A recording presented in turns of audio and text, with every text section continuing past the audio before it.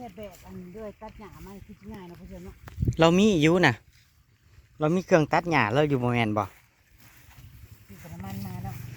ซื้อแต่น้ำมันมาทำมือไงบ่ได้พักบ่ได้เศร้าเพิ่งกินข้าวกินแกงหน่อไม้แล้ววังกี้นี่เวลามีค่าพ่อเจ้าแม่นความเจ้าไม่เสียวเวลาทุกนาทีมีค่าเวลาทุกนาทีมีค่าตื่นเช้าเขาได้งานหลายตื่นสายเขาได้งานหน่อยถ้านอนเลยเด้บ่ได้อีกอย่างขี้ข้านเนาะนอนเลยคือขี้ข้านเราต้องทำทุกวินาทีให้มีคุณค่าบ่พวงลูกควงเต้าหันดีแหละแม่เสียวพวงลูกควงเต้าหันดีแล้วดีแหละเฮ็ดน้ำลูกน้ำเต้าเถาไปเขาจะได้เลี้ยงเฮาเขาจะได้แนมเห็นความดีของเฮาเด้อย่างอี2 ตัวอย่างหน่อยเขาตายไปมันก็ยังมีค่าได้พ่อเจ้าเขาขายมันถวายเนื้อให้คนกินโทษเด้อพี่น้องข่อยลืมเว้าออกไปเนาะแม่เสียวแม่นคันสั่นเจ้ากะถนอมมันอ้วนๆแม่เสียวสำบายดีเด้อเฮ้ยเอามาเกี่ยวน่ะมาเกี่ยวซอยแม่เสียวนี่โอ้ยว่าตัวเองก็มีมาหาเกี่ยวซอยเด้บ่ได้ไปจมอยากซีดมันงัวเอากระสอบมาเจ้าก็บ่อยากได้น้ำเหล้าบ่นี่เบิ่งแหน่เหล้านั่นมันให้จักพูดจักหน่อยฮอดวันเวลาแล้วเพื่อแล้วสิแบ่งให้จักขาอย่างน้อยก็คิดเห็นแต่ว่าความดีมาเข้าฟันก็ได้พอเสียเลยเด้อตัวนึงว่าอย่างสิเอาเลยเด้อขานึงงัวซุ่มข่อยน่ะบ่ได้เกี่ยวให้ปล่อยมันมีหญ้ากินบ่อึดว่ามึงน่ะตายกระช่างมันมาซอยกูนี่สบายดีเด้อพี่น้องบัดลงตัวดำลังน่ะได้ก่อนพักบุ้งกับเกี่ยวเอาลงกล้วยจะเค็ดมันให้มันละสาวมึงเป็นบ้าบ่หลายคนเคยไปลูกมันคายลูกมันมึงมาเช็ดมันให้มันเลี้ยงว่าลูกเลี้ยงง้อไปเบิ้งซื้อให้มันเฒ่าตายค่ากล่องเลยซื้อโอ้อยากสีดมันให้มันสงสัยมันก็อยากเทิงแต่ว่าจะมึงก็ยังอยากขนาดจะแม่ก็ยังอยากบรรลุว่าสิเฮ็ดมันในเขาเพราะว่าโอ้ยอดบ่ได้แล้วมันเห็นมันเชิงก็เชิงตายแล้วเนาะบัดลูกเพราะว่าสิได้ลูกสิได้ล้านให้แม่ตื่นกะลีได้งัวมันนะบัดแม่เพราะว่ายังแหงอยู่บัดลูกว่าจนสิได้ล้านให้แหละมันเลยไว้แหละมันเฒ่าเลยมีแหงเชิงแล้วพักบุ้งมันก็กินบ่งัวเจ้านะเจดอกไม้พักบุ้งแหงมากแล้วอ่ะงัวแล้วนั่นลูกแล้วนั่นเกี่ยวจำนี่เดี๋ยวมันจะส่งไม้เขาเนาะส่งไม้เขาก็เลยมาเกี่ยวไม้มันขึ้นมันจังมันก็ต้องมาให้กินด้วยเนาะเอาโลดแล้วบอกเกี่ยวเอาโลดพักบุ้งนั่นพูดเกี่ยวมันแป้นโลดมันจะได้บ่ต้องง้ำเข่าเราให้เรามาคู่มือก็ดีได้เจเรามาเกี่ยวหญ้านั่นคันหน้ากับแป้นได้เฮ้ยคันหน้ากับแป้นเจ้าเสียสละซาเล็งให้เราโลดให้เราแก่เมื่อเม็ดเข่านะใช่คันหน้าจะเลยหายให้มันมีหญ้าบ่ให้มันผสมกันเพราะว่าหน้าเพิ่นนั่นมันมีน้ำเด้พี่น้องมันมีน้ำเลยหญ้ามันก็เลยเกิดหน้าเราแล้วการเกี่ยวน่ะก็คู่มือบ่เดี๋ยวนี้เกี่ยวคู่มือได้เกี่ยวหญ้านั่นเกี่ยวซาที่เห็นเพิ่นแต่ละเทื่อเพิ่นเกี่ยวหญ้านั่นแดดเปรี้ยงเที่ยงก็เกี่ยวได้มันโบดมันล้มมันก็โอเคมือนี่มันแดดมันบดพี่น้องมันบ่ค่อยแดดเป็นใดนี่มันก็เลยบ่ฮ้อน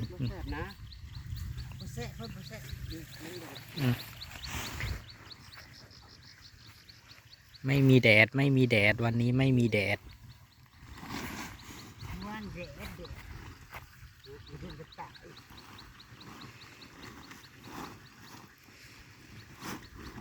ชวนซุ่มเฮาน่ะตัดเอาอยู่ในสวนน่ะกะเหลือแหละ กันเราหาเกี่ยวกันหากิน อยู่หน้าน่ะกะหญ้าลาย เราอยู่กับว่างกับสาวพี่พี่เจ้าหน้างัวบอกว่า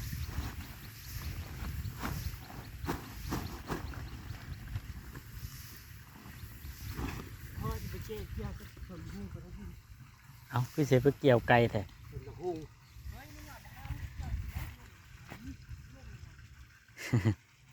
มาสักกัน ของสอบแบบพี่น้องสิไปเกี่ยวทั้งพุ่นต่อ ให้กินมือละสองเอ้าตัวนี้เจ้าคือบ่เอาไม่เสียวนี่ มันบอกกินติ อยากมีผัวเว้ย อย่ามีเถอะเฮ็ดเองน่ะดีสุด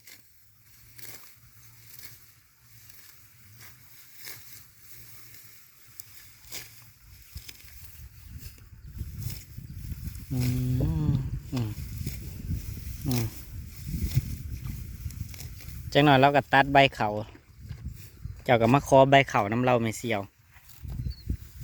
เขาตัดเลยเนาะ ตัดใบเขาเจ้าก็มาขอใบเขาน้ำเราเอานี่แหละพี่น้อง ผู้ใดที่ยังบ่ทันแหละเป็นแม่คนกับเบิ่งไว้เด้อ นี่กระเทยบริง่าย ผมมีอิหยังที่ง่าย มีลูกมีเต่าก็คือนี่แหละพี่น้องขมักขมำหาของอยู่ของกินให้เขา ๆ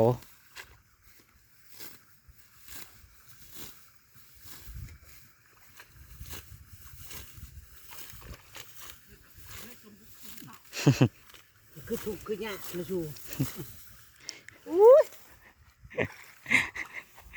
กระไรมันเดือดมาตายโตนั่นแล้ว เฮ็ดบัดเงินก็เก็บไว้บ่เห็นบ่เขาน่ะ ขนาดตายไปยังเอาเงินถิ่มไว้ค่ำกับเท่าไดบาทถิ่มให้ลูกให้หล้าน ยังมีชีวิตกับเฮ็ดนี่ได้ละเงินก็เก็บไว้ บ่ก่อนกูจะตายใครให้หน้าตาก้าวทายกินเบิด ไม่เจียวว่าอลีสิคือซุ่มเฮ้าแบบนี้เกิดว่าตายไปนี่ยังสิมีสมบัติถิ่มไว้ให้ลูกหลานอยู่ว่าอลี หาไว้เจ้านะหาไว้ ค่ำกับ5-6 บาทคือเขาน่ะนะ เอาก็ได้แต่คำไปคำมาอยู่ดี ว่าแล้วก็คิดอยู่ได้ไม่เสียวไผได้สิเลี้ยงเนาะเถาไปกว่านี้ โอ้ยจะไม่คิดยากไปยังเนี่ยก็มีต่างคนต่างเรียนกันแต่ว่าก้อนไปตายก้อนก็ได้แล้วว่าแบบนี้เห็นแก่โตได้นี่นะ อันนี้ว่าเบิ่งแหน่นี่มีหมักหมู่อีกไม่เสียว เอากะว่าเว้าไว้เพื่อเด้ครับผมมีลูกมีเต้าไผสิเลี้ยงเฮา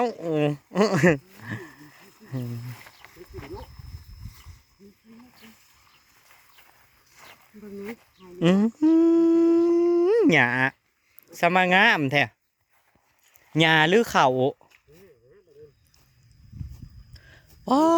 ด มันก็เกิดเลยหายนี่ก็ เดี๋ยวมาบริเวณเข่ามันเด้อ แม่นติป๊อดเบิ่งในหญ้า อ่อนๆนั่นนี่มันมา ป๊อดพี่แม่เสียวเจะมาเกี่ยวอยู่ให้นี่พี่เบิ่งในหญ้างามอะลีนี่งัวเจ้าคือสิอ้วนขนาดนี้ลูกเจ้าน่ะคือสิอ้วนนี่ แต่ว่ามันสิแท้แต่ว่างัวกูสิตายจ้ามันสิหย่าจ้าคือ สีฟอร์มาลีนใส่ปะ นั่งดอกไม้นั่งบริขารเด้อ หญ้างามมาลี อ่อนคัดหรือเปล่า อ่อนได้อ่อนแห้งอะลี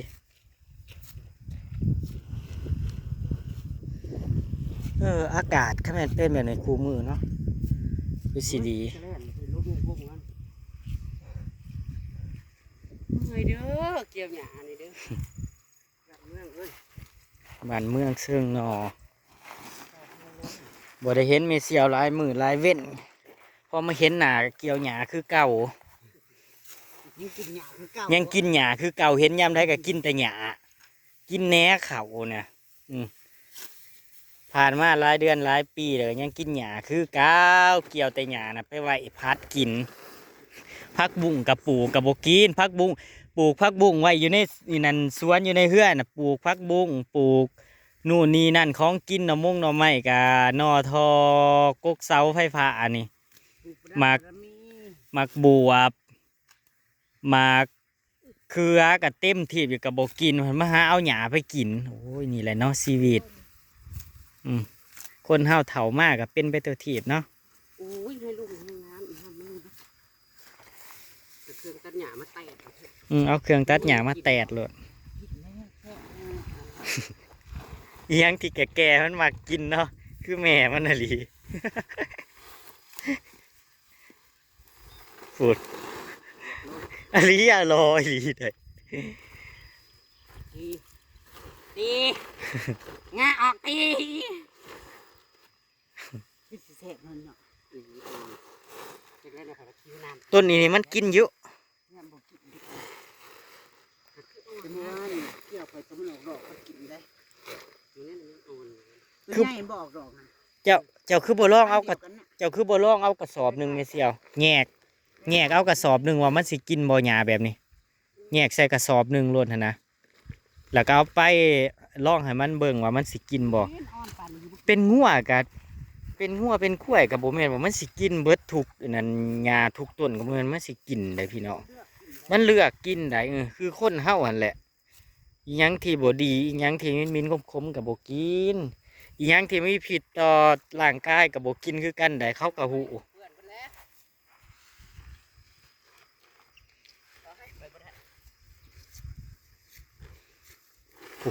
บัดทั้งฝุ่นกำลังออกพี่น้องเขาฝุ่นกำลังออกกำลังเคี้ยวตัวขึ้น เดี๋ยวหญ้าออกแต่เข่านะกัน ระหวานน้ำหลัง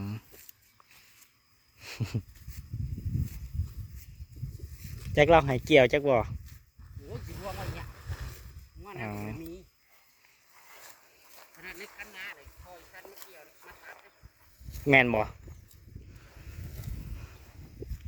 ปีแล้วหัวมัน20-30อยู่เฮ้ยปีก่อนมันขายแบบมันดอกกูเมื่อยก็ไงตื่นมาอยู่กับ ตกมาแต่ละปีพี่น้องบางคนจากที่มีงัวแบบเป็น10เป็น20ก็บางคนก็ขายถิ่มเบิดได้พี่น้องคือเฮือนอยู่ต่อหน้านะพี่น้องเฮือนต่อหน้านะคือกันแล้วก็ขายออกเบิดล่ะบางเทื่อแบบมันกับบ่มีมีหญ้าเขากินแล้วมันก็ยากเบิ่งยากดูแลจังซี่นะพี่น้องบางคนก็เขาก็ไปหาเฮ็ดเวียกเฮ็ดงานทั้งอื่นอย่างสิก็ถิ่มไว้ให้พ่อให้แม่กับพ่อแม่เฒ่าอย่างซี่นะพี่น้องก็จะเป็นต้องขายถิ่มคือว่าแล้วมันก็บ่เป็นราคานำงัวนะนอกจากถ้าได้ขายแบบแพงๆแน่พี่น้องก็คือแบบสมมุติว่าเขาเป็นงานเป็นการจังสิล่ะเขาหาบ่ได้จังสินะพี่น้องเขาหางัวหาหยังบ่ได้จังสิก็ได้ราคาสูงแน่จังสินะพี่น้องซื้อนั่นขายนั่นคนที่ซื้อเขาก็อยากซื้อเพราะเขาหาบ่ได้เด้เขาก็จำเป็นต้องซื้อจังสิเป็นงานเป็นหยังจังสิ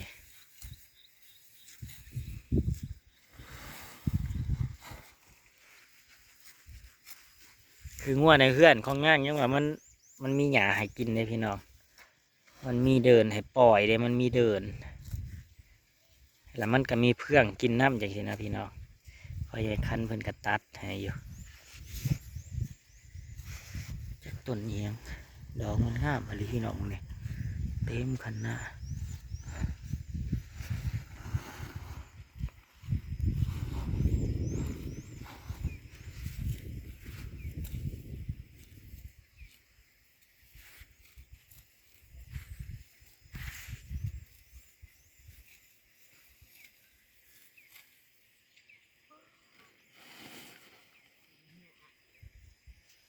งามแห้งดีเนาะนี่แต่อ่อนๆแล้วก็ยายนั่นนะที่มันเป็นดอกนะพี่น้องมันขึ้นในเขานะลายแห้ง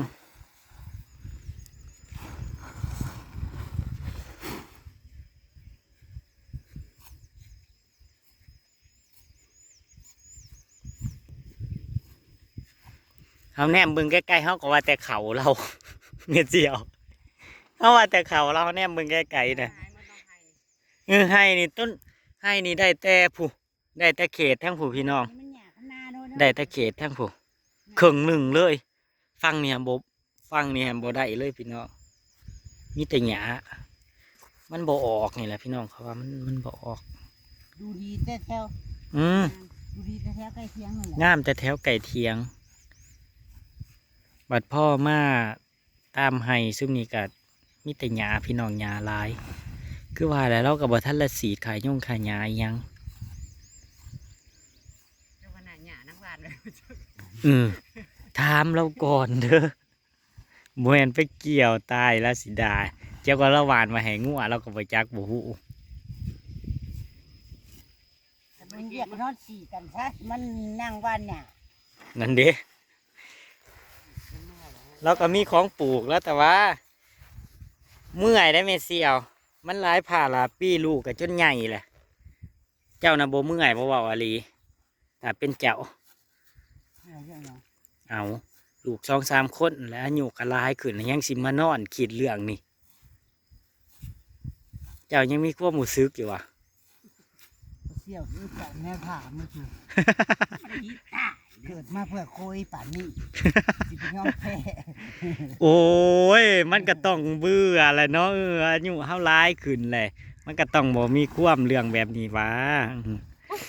จับโบแซ่มาเกี่ยวอยู่ เป็นตาบ่แซ่บเฮ้ย เกี่ยวนะ ใส่คำว่าเป็นตาบ่แซ่บได้ซัมเฟิร์นกินเองเว้านั่นนี่เด้นี่บ่แซ่บบ่ซึมนี่นั่นเป็นก้อนใหญ่ๆตัดออกให้เราแหน่ มึงก็บ่หยำเกี่ยวเหมือนกัน กลัวละก่อนเราจะเอาไปให้ลูกแล้วเราก็ต้องซีมก่อนได้ว่าตัวนั้นแซ่บตัวนั้นบ่แซ่บ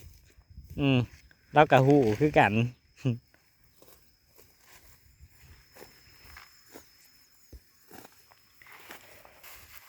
นี่มึงต้นกล้วยเรากล้วยหอมบ่นี่หรือกล้วยหยังเบิ่งต้นนี่คือต้นกล้วยหอมนี่พี่น้องกล้วยหอมกล้วยไข่นะกล้วยแซ่บๆนะ หญ้าบ้านหญ้าเขาบ้านมันบ่กินแล้ว หญ้าลายแห้งอะไรพี่น้อง บ้านมันเลือดมันแล่นมากินกับพี่ มันแล่นมากินตัวยาวๆนี่ได้ กินแบบนี้กิน อืม กินแบบนี้ นี่หญ้าแบบนี้หันง่วงมักนี่นี่แบบนี้พี่น้องแบบนี้มันบ่ได้อยากกินเลย มันมีความหอมอยู่ในโตมันเด้ นั่นนี่ก็เป็นแซ่บมันเนี่ยมะกล้วยมันคือได้เนาะมะกล้วยหอม มะกล้วยไข่เด้มะกล้วยน้อยน้อยๆนะ มากข่อยก็มากไปเที่ยว มันได้ อืม ก็ได้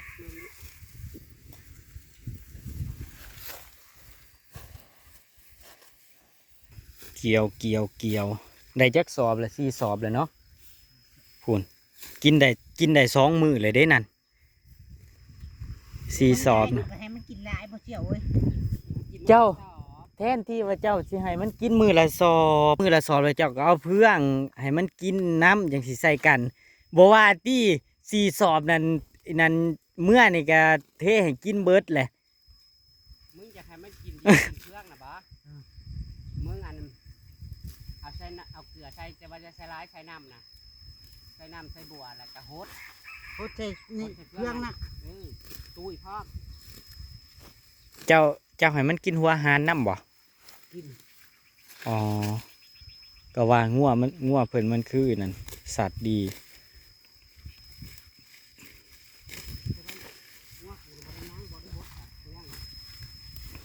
ไปเบิ่งคลิปก่อนพี่น้องโหลดคลิปไว้กะโอ้ยกว่าสิได้ลงสัญญาณเมื่อยเด้ถ่ายคลิปแล้วก็ยังต้องมาแล่นหาสัญญาณอีกไปเบิ่งกัน นั่นดิกินยอมกินแล้วกินโลลายน้ำเจียวเลยมันเมื่อยกินยากินยุกนี่แหละไป น้ำเทให้พยานแต่มันบ่อิ่มเลยค่ะ เกี่ยวอะไรม่วนนี่เนาะเฮ้ยหยาลายมันบ่เฮ้ย ฮะสอบ บุยคือเกี่ยวอี บ่ เฮื ได้ อน พอ ตัวเอ จำ ง นี่ นี่ เฮ้ยสิได้กูกระสอบมาหน่อย เออ ติดโท บุยคือเกี่ยวเฮือนตัวเองเลยเนาะ ติดโทมันได้บ่เกี่ยวซอยมัน เลาะ แบบว่า เลาะบดมือกันบ่ได้ โอ้ยเห็นกุ่นรวยเดินถ้าเดินนะเอาไปเที่ยวข้างหน้ากับบริมี มีคนเกี่ยวยี่สะ มันสิทันมีอีกยังมาทันมีหยามียุกดี หาหลอกเกี่ยวตามสวนเขาคำว่าขมแบบ ทำไมนุ่มบอกเกี่ยวชอบไปเลยฉันว่าเกี่ยวซ้ำชอบเกือบกูตายอีห่ามึง มันแดด เมื่อวานมันแดด ไผกะจังหวะเฮ้ยมึงก็จะกินโลหลายบัดนี้มึงก็จะหอมกินแน่ เกี่ยวกับเกี่ยวเนี่ยมือแรง เน้รถกูคันมึงสิแก้เมื่อน่ะ รถสิกินแต่หญ้านะหัวอาหารแน่ซื้อมากินแน่ รถแสลงกูบ่มีเบรก ขันสั่นอยากขี่ได้หลุดผมมีเดียว กูย่าน ไม่ เลย ได้เห็นหนาเรา เอาเฮาก็ อย่าว่าได้รถมีขาด บ่มีค่า บ่ แต่บ่มีเบรก บ่เว้ยยอม ใช้เกี่ยวเตะให้ เด้นี่ ขี่ได้ ในกระสอบ เป็นหยังขี่ตะตอดสิขี่ไวกระดอกกระเดียเนาะ ได้พี่น้องได้หาสอบจ้า ลงหัวน าง ก็ กะ ใส่เลขหนึงคะแนนอยู่ใส่ แต่นางสิเอาเมื่อใดจังใดเอาเมื่อถ้าจักสอบ เมื่อวานนี่ชี้เมื่อชี้ ป๊าดมึงเฮ็ดเด้อเนาะมึงสิไปทีมแขว เมื่อนี่เอาเมื่อชี้ มึงมีแนวหาดแนวหิงบ่ผูก ข้างหลัง3ข้างหน้า1 ข้างหลังน่ะผูกใส่กันแล้วก็พ่วงใส่อันนั้นเอาตอกผูกมันจึงอยู่ ข้างหลังสิบ่ได้บ่ชี้ ป๊า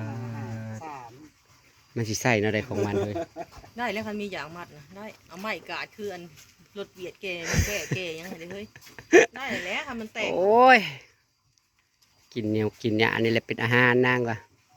คนทุกคนเนี่ยเขาก็เห็นนั่นนี่แหละสมบุกสมบันเนี่ยจักหน้อยก็จะได้งัวเป็นโตไปพี่น้องตามคลิปหน้าจ้า